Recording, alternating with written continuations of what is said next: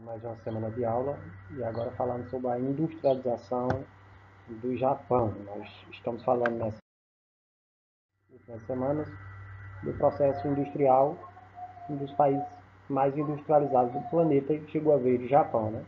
A industrialização do Japão começa na era Meiji, a partir do ano de 1868, através de mudanças no perfil político, econômico e administrativo, certo? Então, cada país teve um momento de se iniciar o seu processo industrial. Então, foi justamente na era Meiji, certo? O que é a era Meiji?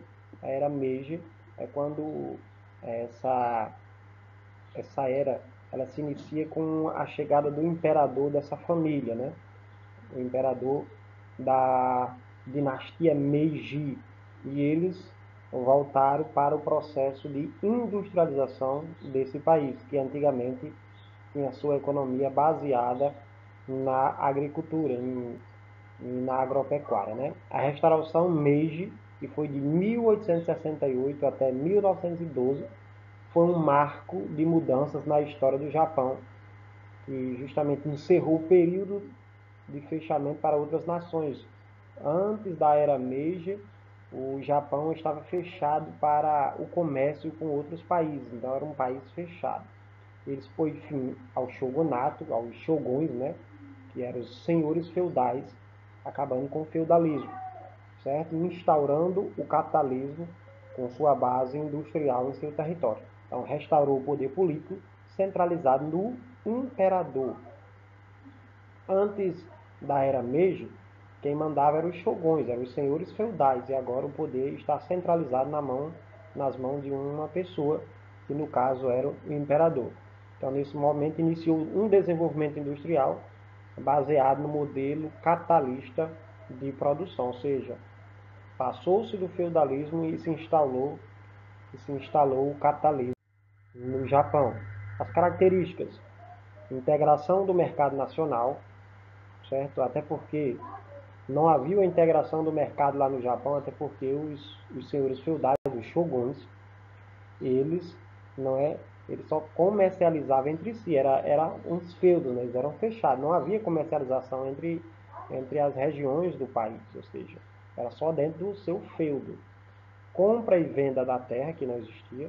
A gente teve também a instalação de ferrovias, a educação obrigatória, a tecnologia ocidental, certo? Então, trouxe tecnologia do Ocidente para o território japonês, empresas públicas, contratou técnicos estrangeiros e professores, implementação do Zaibatsu, tipo de conglomerados econômicos, ou seja, na era Meiji se criou todas as condições para o processo industrial, desde a questão dos transportes com as ferrovias, da tecnologia, ele trouxe conhecimento de fora e também investiu muito na educação para que os seus cidadãos, né, a população, tivesse apta a desenvolver tecnologia em seu território.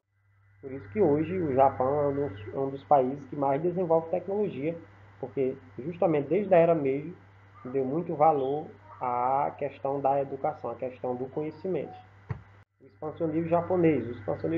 A restauração Meiji, ou seja, da área Meiji, provocou uma rápida modernização e industrialização que levará o Japão a buscar novas fontes de matéria-prima e mercado consumidor.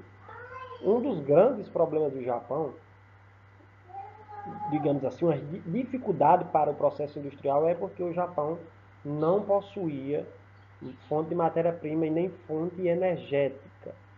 Quantos outros países, quando a gente falou dos Estados Unidos, quando a gente falou da Inglaterra, os outros países que se industrializaram, eles tinham em seu solo grande quantidade de carvão mineral, ou seja, era o recurso energético para as fábricas, né, funcionarem.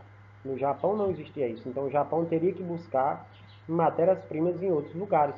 Por isso que o Japão foi obrigado a ter o seu expansionismo, ou seja, conquistar outros territórios, para que nesses territórios eles conseguissem a matéria-prima, eles conseguissem os recursos energéticos. Então, o Japão tornou-se uma potência industrializada e lançou-se às conquistas imperiais na Ásia. passando a competir com as potências europeias na tomada de territórios e na formação de colônias. Então foi aí que surgiu o Império Japonês, a busca de colônias para oferecer matéria-primas à indústria que estava nascendo. Esse movimento expansionista, baseado no nacionalismo e ideais imperialistas, levou o Japão a participar da Segunda Guerra Mundial do lado dos países que formaram o eixo. Certo? A gente sabe que a Primeira e Segunda Guerra Mundial, um dos objetivos era justamente ter o controle de grandes quantidades de territórios. Segunda Guerra Mundial, alguns fatores que contribuíram para o grande crescimento industrial do Japão: mão de obra barata e abundante para as indústrias, longas jornadas de trabalho, em média 43 horas semanais de trabalho, fidelidade dos trabalhadores à empresa, aplicação maciça de verbas na área educacional e criação e aprimoramento de novas tecnologias. Sendo assim, foi de suma importância a participação ativa e integrada da população. De que maneira a população participou? Justamente na questão do aperfeiçoamento, na questão do conhecimento, já que o Japão priorizou a educação, né? Uma aplicação maciça de verbas na área educacional. Então, a população participou desse progresso industrial. Um complexo parque industrial. Hoje, o Japão, dentro das potências mundiais, nós temos, né, os Estados Unidos, nós temos a China, nós temos o Japão em terceiro lugar como país com o maior PIB, né, o terceiro maior PIB do planeta, atrás apenas dos Estados Unidos e da China.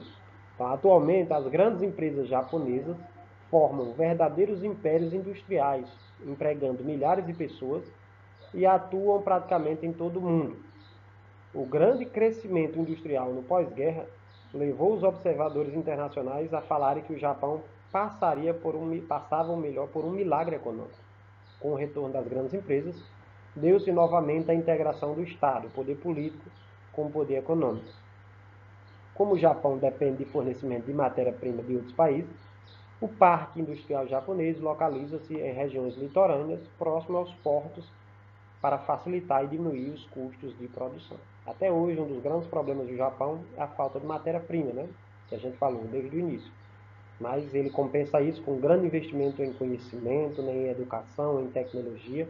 Então, as empresas japonesas são verdadeiras, né, impérios industriais dentro do cenário econômico do nosso planeta, muito por causa justamente do grande investimento em tecnologia e em conhecimento, que faz desse país, o Japão, uma das grandes potências mundiais. Lembrando que tudo começou na era Meiji, né? E já naquele início, na era Meiji, se priorizou a educação. Então, um país que quer alçar voos, né, de grande desenvolvimento industrial, certo? Não pode deixar de investir em educação. A educação é a base de tudo. Quando a gente falou em todos esses países, esses pioneiros, né, nós falamos dos Estados Unidos, de Reino Unido, de França, da Alemanha, do Japão, grandes países industrializados, eles priorizaram o processo de conhecimento, o processo de educação. Então, pessoal, essa é a nossa aula, faça suas anotações. E é a última aula, né, desse bimestre, certo? Nós vamos ter essa aula e uma atividade e a gente encerra esse ano letivo de 2021.